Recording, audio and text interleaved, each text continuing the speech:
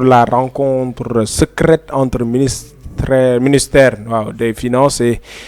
le FMI. Donc en pleine incertitude économique, une rencontre jugée confidentielle entre le ministre des Finances et le Fonds monétaire international alimente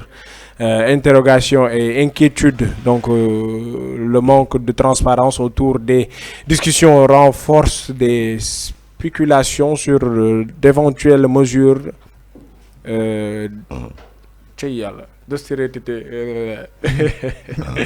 ou de réformes structurelles donc à venir. Cette opacité soulève des enjeux et gouvernance économique et de confiance publique. Vito xam nga rek bët neexul affaire yi boo ko bëggee yow fële day am problème waaye daa mel ni dégg nga bu baax a wax li ma wax alors waaw je pense que ni débat économie moom li ñu ko fi débat bari na quoi dama naan depuis 2 ans ñu ngi koy waxtaanee ci réew bi dëgg la économie ba gars yi teg fi un plan de redressement économique et social xam nga tey on a un ministre des finances et du budget au Sénégal, un ministre du plan, de l'économie et de la coopération internationale. Il faut qu'on fasse des coopérations sur le plan international, économiquement et financièrement, quoi. Comprendre? Voilà, pour dire, décanter un peu la situation économique actuellement du monde. Parce que dans une crise, vous faites que c'est crise là. Ça me dit qu'on est crise économique plus grave. Mais il y a une autre crise, vous commencez à animer qui les sphères économiques au Sénégal, quoi. Comprendre? La partie visible de l'iceberg dans la politique économique et la politique réelle économique beaucoup.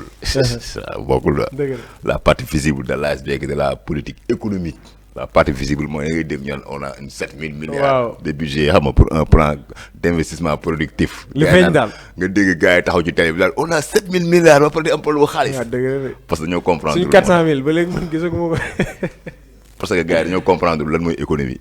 économie bu ñu ko waxee rek dañuy wax croissance. te croissance day feeñ ci poche ak biir. tant que feeñul ci poche ak biir rek croissance amul. te pour mu feeñ ci poche ak biir y a ce qu'on appelle de l'emploi, créer de l'employabilité envers les jeunes. parce que développement dafa am individuel am collectif. nit ku nekk bu développer rek son environnement dafay développer le plus rapidement possible. boo gisee tubaab yi avancé parce que dañuy jël le capital humain transformer ko en capital lucratif. maanaam dañuy def tout ba pas Assane Touré tey bu fekkee dafa nekk seen dëkk foofu mu toog li mu bëgg da koy amee foofu. mu jóge ci réew mi. waaw muy jóge ci réew mi tey boo nekkee States kii nekk New York wala kii nekk Washington dañuy def tout ba ki nekk New York mu nekk de état bi gën a populaire États-Unis dañ naan kii pourquoi pas ñu créé fi loo xamante ni ñu dëkk New York dinañ toog New York liggéey. ñu am lu ñu def seen poche comprendre nga. tey ki dëkk tey Matam exemple mu toog Matam ki dëkk Fatick moom mu toog Matam loolu mooy le développement individuel. loolu mooy éviter ce qu'on appelle une disparité économique dans un pays. Voilà léegi nag situation bi léegi les ministres concernés quoi ils vont tout faire pour essayer de décanter parce que y a un problème sérieux bu am ci réew mi xam nga dem solliciter FMI muy Fonds monétaire international bi nga xamante ne tey ñoom dañ lay exiger dañ lay jox benn liste d'exigence ne dinaa la financer mais su ma la financer ci lii ak lii ak lii nga koy def. mais est-ce que maanaam est-ce que am na autonomie ak indépendance. tey jii nii yaa ngi doon wax léegi nii partie visible de l'iceberg maanaam tey jii on nous parle maanaam de rencontre boo xamante ne am na entre ministère des finances ak FMI. mais pourquoi ñu def benn rencontre boo xamante ni ça n'a pas été rendu public alors que ça concerne tout le monde. waaw c'est que ça n'a pas été rendu public te yëg nañ ko publiquement. waaw. kon kay fan la information bi jaar fu mu jógee de. parce qu'il y a un bureau d'information gouvernemental rattaché à la primature sénégalaise. je pense bien que ni avec ce nouveau régime ak li ñuy incarné. di wax ni la patrie avant la partie wax ni ñoom jubal jubanti la ñu woote. lépp lu ñuy def dañ ko war a def de manière transparente. informer les Sénégalais parce que Sénégalais ñoom ñoo leen may au suffrage ñoom ñoo leen may le suffrage universel direct. le président de la République ñu fal ko à 54%. kon lépp lu ñuy def waruñu ko def en catimini parce que bu ñu ko defee rek yaa anguille sous roche. dañu war a respecter le peuple sénégalais suñu ministre de la République la ñu waxuñu ministre du Pastef ou bien ministre de Diomaye ou bien de Sonko le ministre de la République sénégalaise la ñu wax le ministre c'est pour les Sénégalais ah. le président c'est pour les Sénégalais. le premier ministre lépp lu muy def Sénégalais dañ ci war a am un grand aperçu. moo tax bu ñu nee aussi c'est pas rendu public te ñu yëg ko aussi publiquement aussi. kon fan la information bi jaar. ne me dis pas que ni bureau d'information gouvernemental génne wuñu affaire bi normalement ñoom ñu war a génnee information bi. comprendre nga jox ko Sénégalais yi ñu xam s'il le faut sax s'il revient mu def un point de presse gën a éclaircir ñu xam mission bu mu doon dox FMI parce que ñoom ils ont appelé un projet souverain juste et prospère sa waaye te xam nga bu ñu waxee souveraineté rek c'est rawatina côté économie dafa nekk loo xam ne dafa sensible. parce que y avait un programme d'ajustement structurel boo xamante ne Abdou Diouf moo ko indi woon ci réew bi yaa ngi dégg birum dévaluation loolu dañu doon def un référendum sur le plan national bu sénégalais waxee oui ñu nangu ko bu ñu nee non ñu bañ ko parce que occidentaux yi dañoo ñu di waxtaan ak les présidents africains pendant des semaines des mois ne dañuy def une dévaluation am ay présidents africains yu doon bañ am ñu nangu est-ce que xam nga lan mooy kii quoi maanaam suñu xaalis bi ñu amoon doole bi mu amoon doole bi dañ koy perte day gën a wàññeeku ñu accepté ko pour quelle raison ñu accepté ko exactement moo tax tey jii nii rencontre bi même si maanaam nekkul rencontre boo xamante ni secret la ñëpp yëg nañ ko mais lañ fa waxtaane itam bul xam lan la parce que ba léegi mais sénégalais nag dañoo war a xam lan la mooy li nga wax teg ko ci kaw table bi teg ko ci kaw table bi jubal di des fa la ñu woote dara warul la nëb njaga lépp war a leer sa waay moo tax pasan tey jii nii buñ nee rencontre ñu xam ni maanaam Sénégal ba léegi pays pauvre la ba léegi maanaam est-ce que rencontre boobu noonu ak ay waxtaan ak FMI duñu indil ay yeneen dettes yoo xamante ni duñu xam fu ñu koy waxee.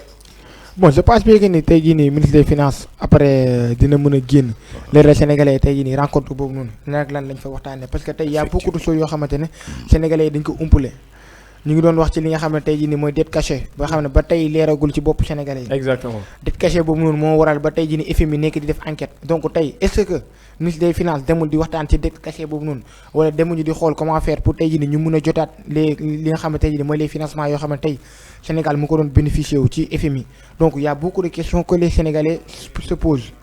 donc tey je pense pas que ni mun nañ ne rencontre secret c'est juste dem nañ bu ñuy dem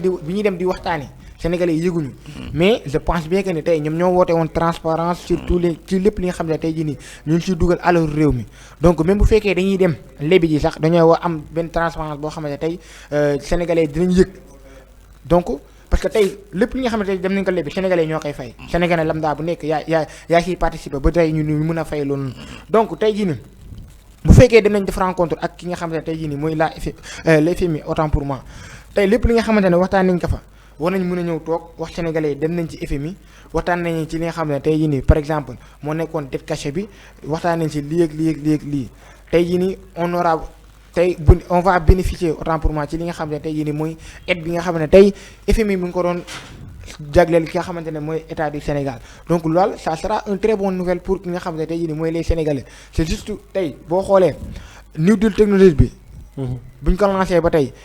gisuñu ci li nga xam ne tey jii mooy avancement la moo waral tey jii nii avancement boobu gisaguñ ko ci mooy maanaam tey jii nii fonds bi mën a permettre état du Sénégal mu mën a lancer ces projets moom la ñu amagul. ak le fait que ni dafa yàggul aussi. voilà donc tey jii nii bu ñu gisee ni tey ministre des finances dem na di waxtaan ak FMI dañoo war a am li nga xam ne tey mooy njort bu rafet que ni tey moom dina fa jëlee une très bonne nouvelle pour tey jii nii li nga xam ne tey moo mën a permettre état du Sénégal mu mun a dugg ci projet yi nga xam ne tey jii nii moom lancé woon na ko pour tey jii nii ñu mun a sukkali suñu économie donc je pense bien que ni y a beaucoup de choses yoo xam ne y a beaucoup de questions yoo xam ne tey sénégalais on se le pose lan ak lan lañ fa waxtaanee te loolu noonu ñoom ci transparence bi nga xamante ne ñoo ngi koy woote je pense bien que dina ñëw éclaircir loolu noonu ci kanamu sénégalais yi ndax bëggatuñu dégg li nga xam ne tey jii mooy dette cachée wala tey jii nii ñu ngi wax tey état du Sénégal wala tey le gouvernement mu ngi dem di lebbi ji xaalis boo xamante tey xale sénégalais yi xamuñu fa lañ ko dugal ak ces genre de trucs yoo xam ne tey jii nii ñoom dañoo ne woon duñ ci nekk donc tey ci lancé boobu ci lancé bi nga xam ne moom lañ nekk muy transparence sur lépp li nga xam ne tey jii nii ce sont des fonds publics nañ continuer ci transparence boobu noonu ba sénégalais ku nekk mun a xam ne xaalis bi nga xam ne tey ñoo ngi koy jëli jéggaani di ko dem uti ci yeneen réew ñu koy dugal ci secteur bi nga xam ne dina njariñ sénégalais yi foo loo ci yokk rek yàqu ko dama koy yokkal jërëjëf c'est la fin de notre première partie loolu moo nekkoon